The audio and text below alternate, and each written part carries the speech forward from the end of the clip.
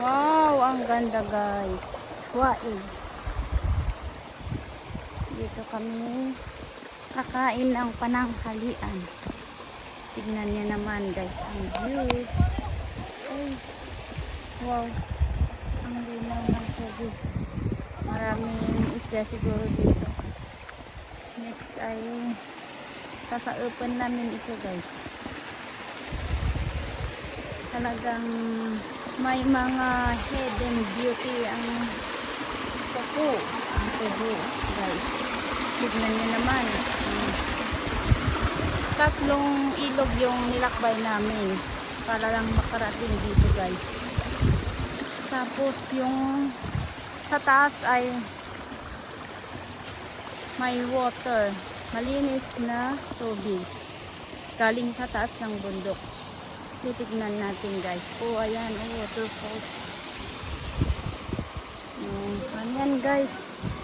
Talaga, ang ganda-ganda. Fresh air. Pwede ka pang mahiga. Ilan nyo naman. Saan ka makakakita ng ganitong kaganda guys?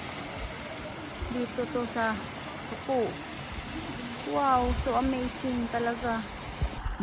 Sinurmat daita. Dato iti podra ni Nelma. Kapit. Wow, kanmat nga nagbale, batit lat namat. Bantayan naklat na, labnaki. Wow. Ni podram dito'y maganay. Ay na po, ala po.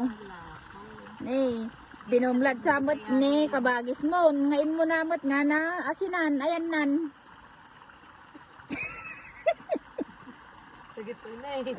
Ito, yun nga rin tinaalamin. So, na, sino o sino? Agbibingay. Kalpasanti sa up, bingay. Suwad no yan. Ala, ni batchme. Ni batchme nga hito, dahita. Kalpasanti sa up, bingay. Hati-hati ng kapatid.